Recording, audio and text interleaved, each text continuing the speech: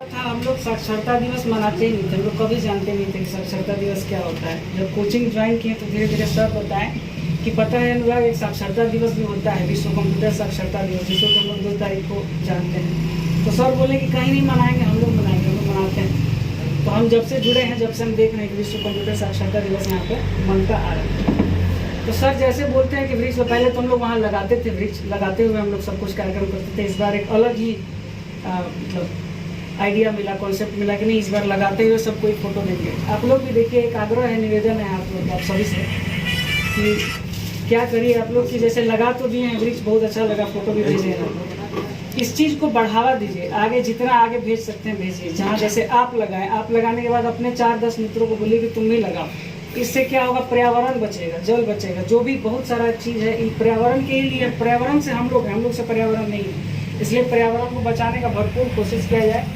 और जहाँ तक सर भी बोल रहे थे कि छोड़ देने के बाद कोचिंग से रिश्ता कैसे ख़त्म होता है, तो ख़त्म कभी नहीं होता है। आप लोग भी, हम चाहेंगे कि जैसे हम लोग बैठे हैं, इन फ्यूचर आप लोग आकर के बैठे सर के पास, ऐसे ही बातचीत करें, इसी तरह से सब कुछ आगे बढ़ता रहे। इस चीज़ को एक परिवार माना जाए, बहुत खुशी लगेगा। अगर इसको हम लोग कोचिंग को एक परिवार माने तो ज़्यादा बेहतर है। परिवार ही है एक तरह से देखा जाए तो। एक आप लोगों के समक्ष हम कविता रखना चाहेंगे। रामायण आप लोग देखे होंगे सब लोग, तो रामायण से रिलेटेड एक कविता है, बहुत ही अच्छा कविता।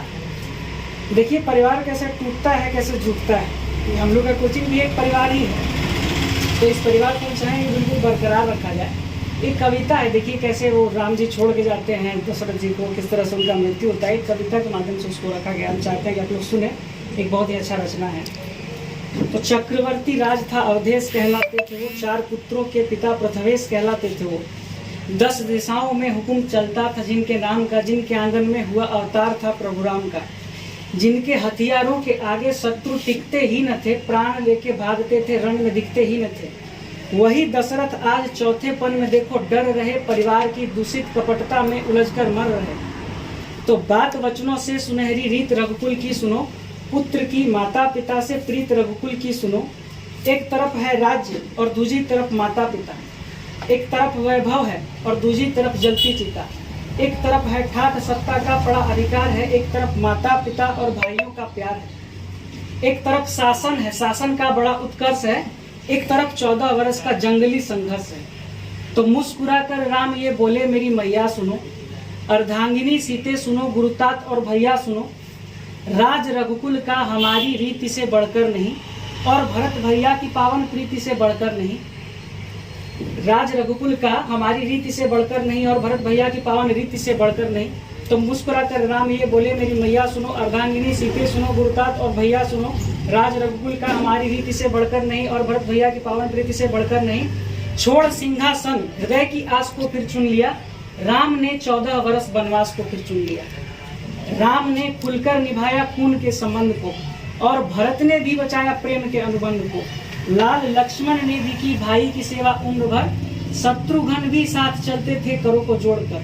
4 थे तो चारों दिशाओं में बजा डंका गए, भाइयों का साथ था तो जीत कर लंका गए। पुत्र लाखों थे दशानन के, कई 100 भाई थे, फिर भी घबराने लगा था स्वयं की परछाई से। पुत्र लाखों थे दशानन के, कई 100 भाई थे, फिर भी घबराने लगा था स्वयं की परछाई से। था महापंडित महायोद्धा अनूठा भक्त था, युद्ध कौशल की कला में वो बहुत ही सख्त था।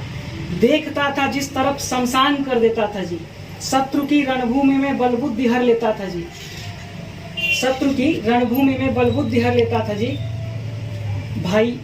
तो मतलब देखिए ये कितना बढ़िया रचना है, आप लोगों के समक्ष रखे हम। ये रामायण का एक छोटा सा रचना है। अब कुछ लोगों को लग रहा हो कि अजीब लग रहा है, जैसे मान लीजिए किसी को लगता है कि अब इरिटेट हो रहा है, तो इसके लिए एक बहुत ही अच्छा पंक्ति हम सुने थे कहीं कि जिनकी आंखों का मर गया पानी, जिनकी आंखों का मर गया पानी, जो उन्नति के सपने भी बुन नहीं सकते, वो इस देश की मिट्टी पे जान क्या देंगे जो इस देश की बातें भी सुन नहीं सकते। तो बहुत ही अच्छा लगा सुन करके। सर बोले हमको कि भाई अब हम लोग इस बार भी साक्षरता दिवस मना रहे हैं, आइए।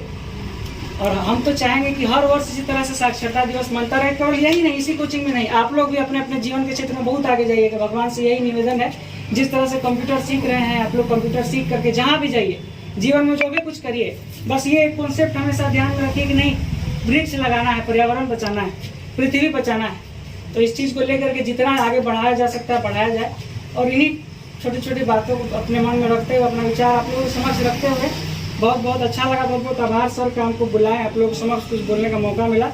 बहुत बहुत धन्यवाद।